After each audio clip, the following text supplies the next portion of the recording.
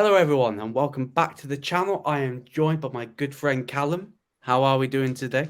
I'm fantastic, bro. How are you, man? I am doing great. I'm doing great. I had a great week at work last week. Got everything under the sun. Liverpool let down as usual, but Oh, I'm jeez, expecting that. man.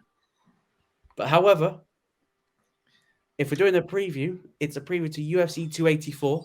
However, Easily. there is some breaking news. The Mac is back. The notorious one is back coaching Ultimate Fighter versus Michael Chandler. Yeah. Callum, how we're feeling? The notorious one, he's back. So I may be going against the grain here a little bit. I'm glad it's not Ferguson. I don't think it would have just felt weird. Like the Tony Ferguson Conor McGregor fight should have happened about 6 years ago. If it was to happen now and Conor fights him and Conor beats him, it's like, okay, it's what Tony's fifth or sixth loss in a row. Doesn't Yeah. hold any weight. So he And then beats if Conor Chandler. loses to Ferguson after Ferguson's had this losing streak, then Conor's completely done. There's very little reward in this, and there's a massive risk. Anything goes wrong on a It night, would have if been funny. Ferguson wins, Yeah, it would him have and been. It Connor, would have been. Yeah, it would have been funny on the that would have promotion. been bants. And he could have called Tony going McNuggets. And Yeah, no, I think it would have been fun. But here's the thing: we all know the Chandler fight's probably going to be more entertaining, could go less. potentially more competitive, but also I think people are sleeping on Chandler. I think everyone just sees this nice guy who says motivational things and go, oh, Connor's just going to eat him up. I actually think Chandler's going to get under Connor's skin more than Tony would. Because I think Connor would be expecting antics and shenanigans from Ferguson. I don't think Michael is going to be as nice and as clean cut It's going to be as like little McGregor probably be. sly Yeah, it's digs going to be in the sliding. rim. And if he starts beating Connor's team, Oh, he's my. just going to ramp it up more and more. And we know Connor hates losing. He's an elite athlete. He hates losing. So I think this could be way more fun than a lot of people anticipate. Oh, yeah, definitely. Like, obviously, this made sense in every shape of the way. Like, Chandler box office is going to be at MSG. Like over the Yeah. last couple of years, he's been Mr. MSG with the performances he's putting on against Poirier and against Gaethje. It also gives McGregor a perfect opportunity to get back in those lightweight rankings as well. I think Chandler's ranked fifth. So a win for Conor, that gets him basically right back knocking at the door for whoever holds the belt of 155 at the end of this year. But it's going to be great TV. It's the UFC's 30th year. I think it made just perfect sense to have McGregor as one of the coaches. It's guaranteed ratings. And when you looked at the potential opponents it could have been, I think it makes the most sense. Obviously, you could have had Jorge Masvidal as the other coach, but he's booked. He's booked against Gilbert Burns. So him versus Chandler makes perfect sense for me, and it's going to be absolutely box office. Not going to go 5 rounds, but before we round off this particular section, what weight is it going to be at? 170. Because I think it's going to be at welterweight because it's pretty much Connor's not cutting weight unless it's for the belt or a contender's fight, and even then, you probably won't cut. Yeah. Well, remember when Conor was going to come back against Poirier, and he was like, "I want it at 170." Yeah. I want it to have permutations for it to be for the 155 belt. And Dana was like, if you want the 155 title shot, then you need to fight at 155. And I've got a feeling that it will start off at, he'll be at 170. And I've got a feeling it might be at 155. I've just got a feeling that if he wants a title shot, he's going to have to fight at 155. I don't think it matters for Conor. No, I don't. I genuinely don't. I think he's the cash cow. He's always been the cash cow. I think he'll fight 70, and if he wins, he'll still get a title shot at 55. Obviously, I think it's going to be at 170 in the end. Yeah. For McGregor. One big concern that I do have at the time of recording this, Conor's not in the testing pool. Being confirmed by USADA that he's not in the testing pool. And as much as he wants to wiggle out of it, he's going to need 6 months. And I think he's going to fight back end of the year because it's going to give him the best chance to recover from his leg, which I think is still giving him issues. That's why he's been out for over 2 years. I think the latest he's got is May. Is there going to be a big problem if we get to June, July, and he's not in the testing pool? Oh, there's a massive problem if that happens. I mean, when is Tough due to air? Starts 30th of May, but I don't think they'll air it straight afterwards. So he's got to get in the testing pool within the next. He needs to get in the testing pool before it starts, because if he gets in the testing pool before it starts, then a November date makes perfect sense. And for me, he'll headline November MSG, 30th year, big event. Makes perfect sense. But yeah, I just really hope that he doesn't, that Conor thinks that his privilege is going to get him out of it. Because if that happens, he opens up a whole wormhole about people can just pull themselves out of the testing pool, get juice to fix injuries, and then go clean. But that's me. I don't think he'll fight without being in testing pool. I think if he does that, the whole of the UFC falls flat on its face. He'll have to be in. It just depends on when he joins, and then it's got to be 6 months after that until he fights. Oh yeah, definitely. The problem is he going to keep on taking himself out the testing pool when he's not in fight camps and all that? That becomes another issue, because if he's only looking to fight once a year, potentially, he could do that as well. He's found a loophole, and it's not potentially good. Yeah, definitely. I think the reason why he took himself out the testing pool, I reckon that there would have been drugs that would have sped up his recovery that aren't USADA approved.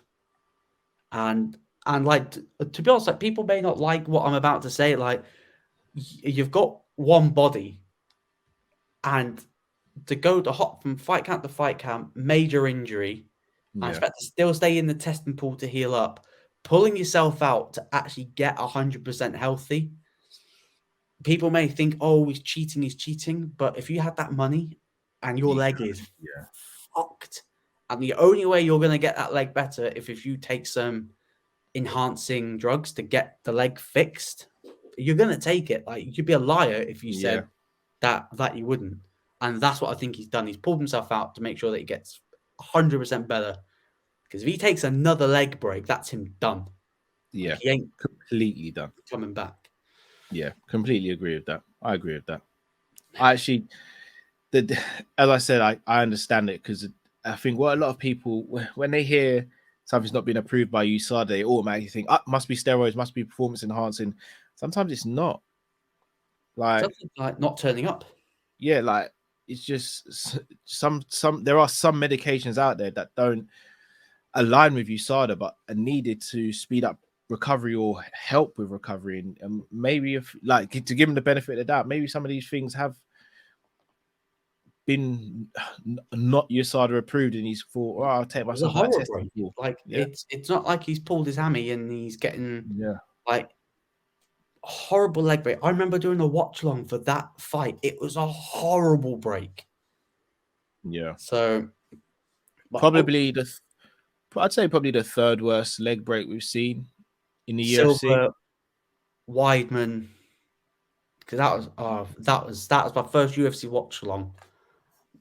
Was the Weidman break against Uriah Hall? That was that was horrible. And then McGregor was up there, all in the same year, coincidentally, which isn't great.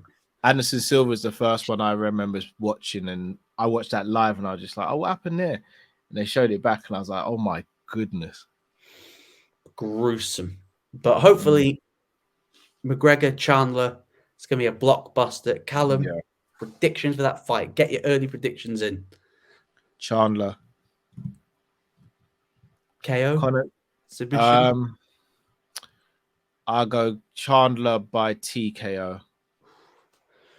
I'm going to go McGregor KO in 2. I think Chandler's very hittable. I think when he wants to be. but he's been obsessed with like highlight, and I have a theory on that. Shall I divulge that theory yeah, now? go on then. I think Chandler, and I may be wrong here, I may be reaching. I think Chandler's coming to UFC with the notion of, I want Khabib, I want Conor. If I have exciting fights, I'll get one of those two. Win or lose, I'll get one of those two. And he's had exciting fights. Now he's got the big money fight with Conor. I don't think we'll see it. I think we won't see an entertaining version, quote unquote, of Chandler. I think he'll fight strategically.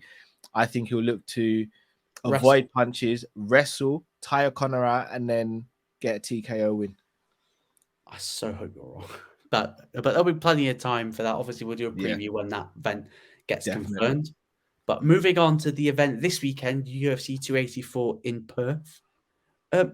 Callum, could you tell me who's headlining that card? Because I forgot. Has there been any promotion for arguably the pound for pound number one versus pound for pound number two? It's the power slap, isn't it? That's the promotion. Oh no! It's featherweight champion Alexander Volkanovski against. Oh, I forgot. Who's the lightweight champ? Forgot his name. Oh, sorry. It's a Khabib. Is it? No. It must be Khabib. Oh no, it's not. It's Islam Makhachev. It's Khabib's protege. Who? Who? So, all jokes aside, pound for pound number one versus pound for pound number two. Lack of promotion's been smelly. It has been nothing short of abysmal. It's the rankings, the pound for pound rankings that the UFC's created. Like, they've created the pound for pound rankings. How has there not been more like promotion? Obviously, they'll get the standard hype promo, the countdown, which would be a great watch. You'll be a liar if you said that you won't watch it, because I'll be watching it. Yeah.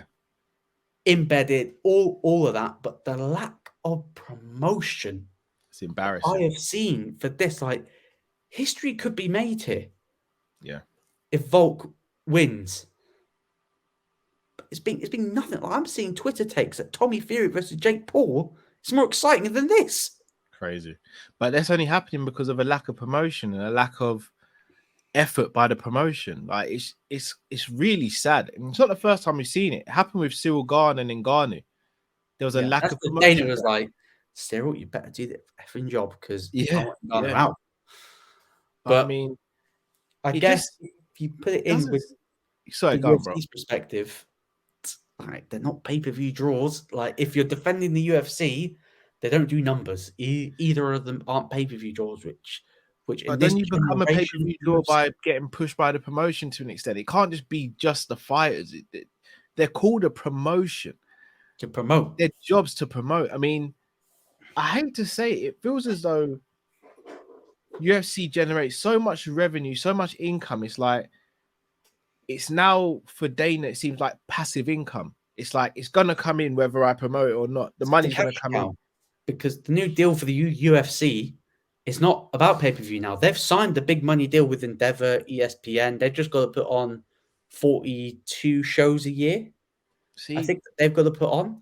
Like, money's coming in. So that's what I mean. It's like, they don't need a pay-per-view star. Like, they don't need it. I mean, I just look at it and I think it's a passive income now for Dana. Not to say he's not still passionate about it. I think he is, but he hasn't got that. There's not a need for him to go out and really shout about it anymore. Hence why we're seeing him promote other things more than he promotes UFC now. It's like UFC, like his baby, the cash cow. Now he's gotten that. It's so stupid. I cannot believe that they've even done it. Like, it's a meme. The slap. It's a slap. If you're walking around saying that you're a professional slap thing, you're just an idiot. I mean, what is a title? How would you introduce yourself? A slap on your face. That's not what it means. If you're an MMA fighter, you say, I'm an MMA fighter, I'm a mixed martial artist. What do you do? Oh, I slap people or take slaps. I'd be like, eh? You'd be like, what? I'd be like, what? I was like, what are you doing? But it's mental, and they've got a slap pay-per-view coming soon because they've moved Devashvili versus Piotr Jan for earlier time UK time, so it's great for us because it's going to be on that at a decent time. Yeah, we'll take it. But it's because a slap pay-per-view is going to be later on in the day, and they're going to use the promotion for. It's mad. It's crazy. It's just another venture of Dana that he's trying to prove that the UFC is not a fluke. Well, the more you do stupid stuff like this, the more it is just a fluke. Here's the thing. It seems he's getting more and more annoyed at people pushing back, where I think he should be looking and going, I've got a loyal fan base here for the UFC. Mm. When people come out after the UFC, these fans back the UFC. When UFC came back after the pandemic or during the pandemic, you had massive media outlets going, they shouldn't be doing this. They should be putting on events. Who was the ones backing it? Us, the fans. Because that's how because obviously I've been the mixed martial arts fans for a while, but I could never watch it. Yeah. But that's when you got into it hard. That's how I got into it hard because of COVID, because I was staying up every weekend watching because there was nothing else to do. Exactly. And this is how you're repaying me? You've got to listen to the fans sometimes. You have to listen to the fans sometimes. And you talk about the fighter pay and stuff like that. Just trying to make a money deal with Logan Paul KSI for Prime. Yeah. A drink that ain't that healthy. The fighters aren't going to see a penny. Yeah. But we'll guarantee we'll see Logan Paul, fight next year. I guarantee. You predicted it. He'll fight Paddy at some catch weight or some bollocks like that. Paddy versus Logan 2024. I'm calling it now. That would do numbers though. That's almost a sad thing about it. It would do very good numbers. Yeah, a blown up Paddy versus a ripped Logan Paul. Yeah, it's a shame, man. Got to do better. Got to do better. Right. Okay, so let's start off with the card for UFC 284. Let's start with the opener. Jimmy Crute versus Alonzo Menifield. Is it Alonzo Menifield? I think the last time we saw Jimmy Crute, I think he lost to Anthony Smith, if memory serves me correctly. Yes, he got his leg absolutely fucked. Got his leg kicked, and the leg just went, and we're off.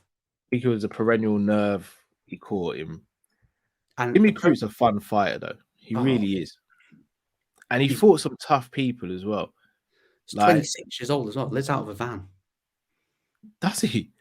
Yeah. Lives out of a van. And obviously, Alonzo Menifield's, he's good. Like, he's a good fighter. It's going to be fun, but I really like Jimmy Crute for me. Like, I think he's something special. I do think him taking the Anthony Smith fight was a bit too much too soon. He's not fought since that fight in 2021. No, actually, I lie. The last time he fought was... No. Oh, yeah, the last time he fought, he lost to Jamal Hill by KO. Jamal Hill, I was just thinking that. I mean, so he's had 3 losses. Sirkunov, who's no slouch. Smith and Jamal Hill. Smith and Hill, like, he's only lost to good fighters. 2 of whom, one is the current champion and another is a former title challenger. Like, so how do we see this one going? Because for me, I'm backing Jimmy Crute here. Like, home fan. I just... Here's the thing. Alonzo Menifield is very good as well. I know. And go on a 3-fight losing streak.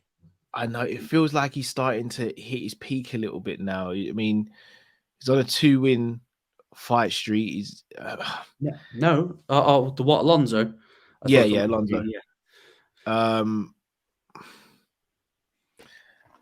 Jimmy Crute does like to get into exchanges, and I'm gonna go Menifield. I think Menifield might. Do you think he'll be able to keep his emotions? Get the stoppage win. Because that's I think it's gonna be I think it'll be a very quick and fun fight. I think it won't go more than 2 rounds, in my opinion. But it'll be a very fun fight. Yeah, I'm going to go the opposite direction. I think it's going to be a really fun fight, but I think Jimmy might use that crowd, that extra motivator To get it. Yeah, to get it. Next fight on the card, guarantee this ain't going more than a couple of rounds. Justin Tafa versus Parker Porter, heavyweights.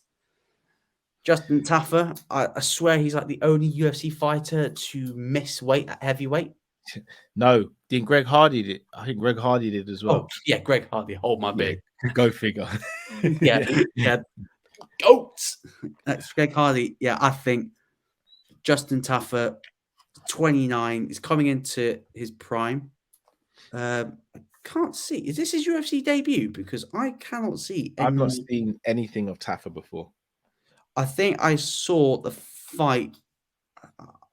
I've seen one of his other fights because I remember that was the fight where he like missed weight. I was like, how the earth have you missed weight? Now I was like, yeah, he's on the beers. Yeah, beat Harry Hunsucker by KO.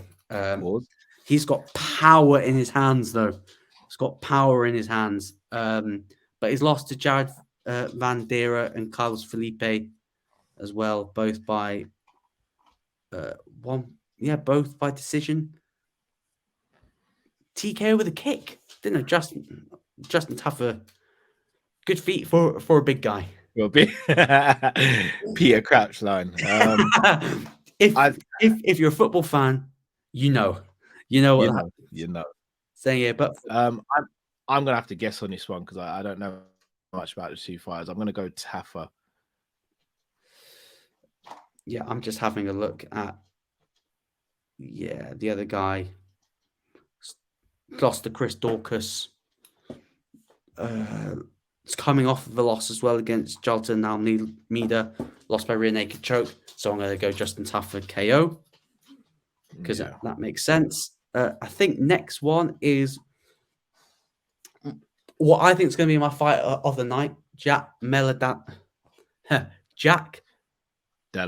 Maddalena versus Randy Brown. This is going to be so good. Like, I'm really impressed by Della Maddalena. Got that in one. All right, so here's the thing for me. I don't actually think it'll be fight of the night. I think that'll be another fight. I really rate Jack. Randy Brown's Jamaican, innit? Like, I gotta pull for my countrymen, innit? But no, all jokes aside, I like Randy Brown. I think he's a really good fighter. Della Maddalena, though, he just seems like he does seem like he's cut from a different cloth. He's on a 13-fight win streak. Started his pro career 0-2. His boxing is crisp. His boxing is magic. He pieced up Danny Roberts in their previous bout. It was not pretty. He's pieced up loads of people. Like his shot selection and his timing, his poise, footwork is excellent. Excellent. Randy Brown is very tall and rangy for the division, and he does hit hard as well. I'm gonna go Jack, but I wouldn't be surprised if Randy did pull something out of the fire. I'm gonna go Jack by decision because I think the big thing for Randy is going to be keeping him at range. Try not to. If he can keep him at range, then I reckon he's gonna have great success. But if Della Maddalena can get his shot selection right and not get caught with the long jabs, I reckon it's going to be a bloody war. But I'm going to go Della Maddalena by decision. Co-main event for the interim featherweight title: Yair Rodriguez versus Josh Emmett. See, I think this is going to be fight of the night. This is the because I like both fighters, but their last two wins are like sketchy. They're sketchy, innit? Sketchy. Yair, because Ortega popped his shoulder. Yeah.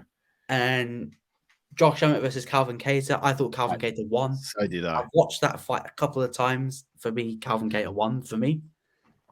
Yeah, I agree. So I'm a bit like Josh Emmett's going to use the wrestling. He's very wrestling heavy. How on earth he gets to 145? Got no idea. He's a He unit. walks around at like 185. Yeah, he's an absolute This unit. guy is huge. Yeah. But it's going to be a really interesting one because obviously we'll talk about the main event in a bit, but this is a big opportunity for one of them to put down a statement. Volkanovski is looking for someone to step up to the plate. Whoever wins this is obviously going to be the next guy. But I need a statement victory for whoever wins this. I need a statement to show, okay, Volk's got a challenge rather than Volk's going to just go through. So I need to see something. Yeah. Here's the thing. I understand the UFC wanted to put on an interim title fight, but when did Volk last defend the belt? April. Is it been that long? I think, yeah, beat Korean. No, hold on, he beat hold Max on. in April, and then No, I think it might be my fault. No, he beat Max in July. It was Zombie in April. Sorry, I just forgot. I just got the Max beating raised out my brain. So I mean, did there need to be an interim? Because for me, there didn't need to be an interim belt yet. I think there should have been almost a 4-man tournament where you have Yair Emmett and you have Arnold Allen versus someone else. But unfortunately, it can't be Max. Because if Max wins the tournament, the mini tournament, and he's in line to fight Volkanovski again, but we've seen that 3 times. And no one wants to see a fourth. And here's the thing: you can't sell the Max versus Volkanovski for the 4th time unless you see a decline in Volkanovski or something new to Max's game. Because on paper it's 3-0. In my mind, it's 2-1. I think Max won the 2nd fight, but it was still a close fight. But I think Max won it. But the 3rd fight was so definitive for Volkanovski that you can't have Max in this tournament. But at the same time, I think it's very early to have the odd man out. Interim. It's like the odd man out. Yeah, it's early to have an interim, but it's like, as you said, the way these two picked up their last victories, it's like there's nothing to really sell this interim bout either. If there was no interim, I'd be like, yeah, great, potential. You pick up a statement, number 1 contender. Maybe you might get a shot. But for me, it's like I've got a theory why this has got an interim belt on the line. Because Robert Whittaker, Paulo Costa fell through. That's the only reason this has got any sort of title attached to it, because they couldn't agree Costa Whittaker. And as much as I think for us, the purists, great card. For the people that are going to be paying $80, $90, this is not an $80, $90 pay-per-view. It's just not. So here's the thing for me. All right, so Max is unfortunately out of this tournament. You got Yair and Emmett already. For me, I'd have gone Arnold Allen and Poirier.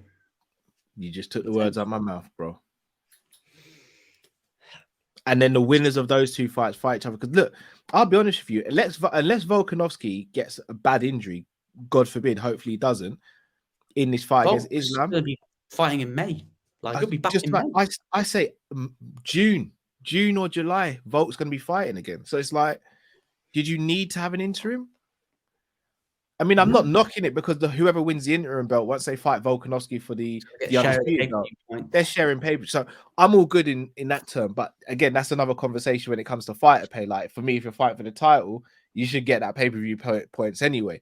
But I just don't see the point in an interim belt here. And I think there should have been a 4-man tournament here. I think it would have built up more of a prestige. It would have given Volkanovski a bit more time, if he wins the 55-pound belt, to establish himself at that weight, and then still have the allure to say, well, look, no one's proven who to fight yet at 45. Have this tournament. By the time I win the 55-pound belt, I defend it, then there's going to be an established person. And then for that fight, you can do the interim.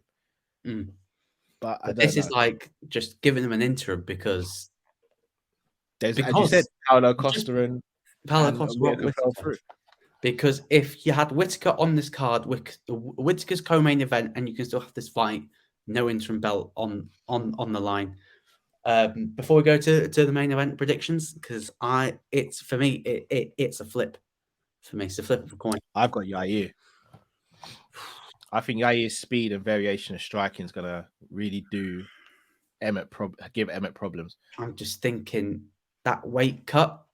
He's 37. I think I'm gonna edge it to Yair. I just think Father Time waits for no one, especially Yair when was you excellent against Max as well. cut in weight. As we saw past weekend, Father Time is the one thing that you cannot defeat in mixed martial arts. So I'm going to go Yair KO round 4, TKO. Yeah. And for the main event for the UFC Lightweight Championship, Islam Makhachev making his first title defense against the Featherweight champion Alexander Volkanovski, pound for pound number 1 versus pound for pound number 2. It's a super fight. It is a super fight on paper. It doesn't feel like a super fight if you're not a big UFC fan, but this big ramifications for the 155 division and 45 as well, depending on the outcome. Yeah. I think the one thing that maybe holds this back is that Islam's only just won the belt. I think if this was Oliveira versus Volkanovski, I think there'd be a much bigger clamor for it. Plus, because of Islam's fighting style, I think many people see it as a gimme and almost like we all know how fantastic Volkanovski is, but he's never fought anyone like a Makhachev. Whereas if he fought Charles Oliveira, although Charles is phenomenal, he has shown vulnerability, which allows you to invest in the fight and go, oh, that makes sense. He could win through here. Whereas now you're looking at it thinking, for most people anyway, thinking Makhachev's got this. But I love the fight. I do love the fight. Yeah, I love the fight. I love the fight. I am slightly worried that it could be over quite quick because I disagree. my only fear is because, like, we've seen in the Ortega Volkanovski fight that he got caught and he somehow popped his head back up. But Islam is going to be a different type of squeeze if he catches him anywhere close to that type of submission. And I don't think he's going to be able to pop his head back out again if he gets caught in that type of choke. And that's my big fear. If he gets a hold of him and gets him down, it may go longer. It's not going to be great to watch because that's the big fear. If as soon as he clinches him, it's not going to be a good watch, and that's my biggest fear. So I actually disagree. I think this fight will go I think it will go to decision. I think we're gonna see a new. I know. In the corner and Cal's going, Volk. Hear me out. I know it sounds wild. Hey, I'm listening. Volkanovski's confidence, and every time I've doubted him, he's just gone, I am that guy. I'm him. That Max performance, I think, is so slept on. Oh, yeah. No one's ever done that to Max. Not Conor McGregor, Aldo, anyone you've put in front of Dustin Poirier. No one's done that to Max Holloway.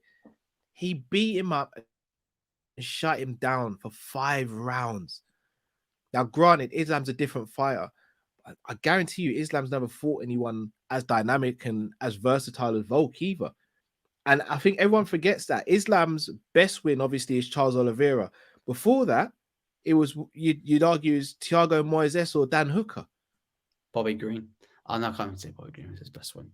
Yeah, so it's like, you look at who Volkanovski's gone through, Mendes, Holloway, like he's fought, like Aldo, in Brazil.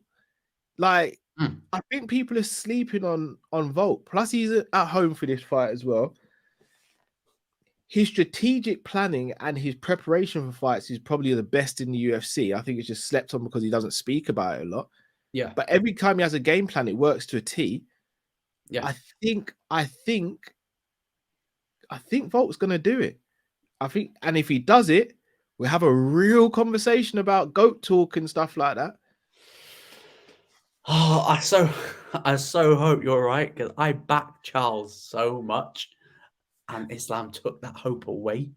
I know, but I think that was more Charles than Charles. Yeah, Just seemed like Charles. he Yeah, froze up in that fight. the second he opened his guard and was like, "Please come into my guard," I was like thinking that was not going to end well. But I really hope Volk can do it. It's not like I dislike Islam at all, but it's not like I dislike him. I think he's a grappling elite. Is his stand-up game's okay. It's not brilliant. Yeah. It's just something about him that I'm not drawn to him. He's not like a personality. I like Volk. I like him. I think he's great. He's got that chip on the shoulder. Like, he's earned that arrogance. Yes, I agree. Because of his resume, I look at Islam and thinking he walks around with an arrogance that I don't think you deserve. Yeah. It's not like you've beaten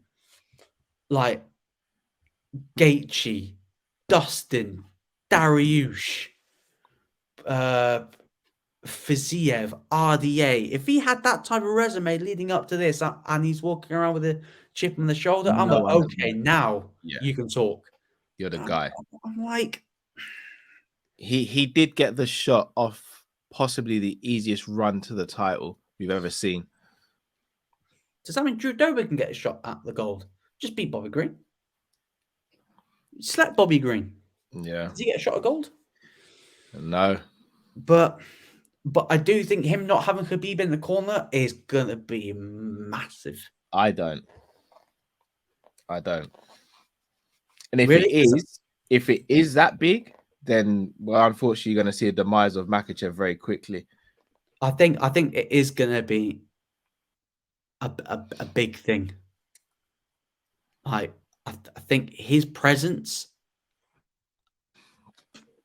he may not want to admit it, that his presence is about it's nothing, but I reckon it will be subconsciously, because when they're in the gym together, because he's gone back home, he's going to spend more time with his family, so he's not even in the gym anymore. Yeah, and there's always clips of when he's training. Umar's like, "Coach, send him back to Russia. He's kill everybody." That intensity. If he's left the gym, is that intensity still the same, or has it dropped just a little bit? Maybe. I don't think we'll see it for this fight. Maybe in fights going forward we may see it, but I don't think we'll see it for this fight. I love the underdog, and if Volk does become double champ, then we're looking at other double champs and go, where does he rank? And he's going to rank. Let's be real, we're looking at Conor and thinking, is his double champ status better than when Conor first did it? It's a discussion. Is it better than that's the best comparison? Triple C. Cormier. Yeah, DC, Triple C. Amanda Nunes. Yeah, well, I can't really say Nunes because not that Cyborg. Yeah, there's conversations. There are. And obviously you look at other promotions as well that have won double champ. As well, there's a different conversation, but Callum, predictions. Yeah, Volk. I'm going Volk. I'm going Volk. Volk decision. I am gonna use reverse psychology. I'm gonna go Islam submission. What round? Because if Volk wins, then I'm like, yes, the curse slips. What round you got? I think it will be. I'm gonna be honest. It's gonna be within 2. If it's submission, I think if he can work out how to get him down and keep him down, then he'll submit him like that. He'll find the position what I've noticed with Makhachev when he gets you down, he's instantly looking for the submission. Yeah. Which was different to what Khabib was, because Khabib would smother you like you're not getting up again. He wanted to beat you up, whereas Makhachev is very cerebral in his approach. Yeah, and I reckon like if Volk leaves the door open just a little bit, Islam goes thank you, and that could be that. I agree with. Gonna go I Islam think by submission. if there's anyone who is not going to give you a sniff for 25 minutes, Volk is that guy. Could you imagine if he gets caught and he pops his head out? Like, if he does that, then he's automatically one of the greatest we've ever seen. You're the goat. Like, he's automatically up there. Yeah, so that's it, guys. That is our preview for UFC 284. Callum, tell people where to find us this weekend. You'll be able to find us on the Sanderson Show YouTube channel. It's going down a watch along live, UFC 284 from Perth, Australia. Looking forward to it. Could we see and new? Well, could we see a GOATS conversation opened up? I'm looking forward to it. Yeah, I'm looking forward to it too. It's going to be 3 a.m. on the Sunday because even though it's in Perth, so yeah, still rubbish time, but hey, at least not paying $90 for it. Yeah, exactly. Exactly. I can live with that. Make sure to hit the like button, subscribe button as well. We're on the road to 1,000 subs. And make sure links in the title for Sanderson Show. Thank you, man. We're trying to get to 1,000 subs on there. Yes. Preferably before UFC London. Yes, like, I think definitely. Last time I checked, it's 872. It is, yeah. It is. Hey, if we can get a K before UFC London, that's going to be superb. And also make sure to, if you want some good Liverpool, some brilliant Liverpool content in the time of need, sub to Team Coppish as well. Road to 30K. They're going to make the season a little bit more bearable than it was. Yeah, try to anyway. Everyone, thank you for watching, and we'll see you all on the weekend on the Sanderson Show for the UFC 284 watch along. Let's go.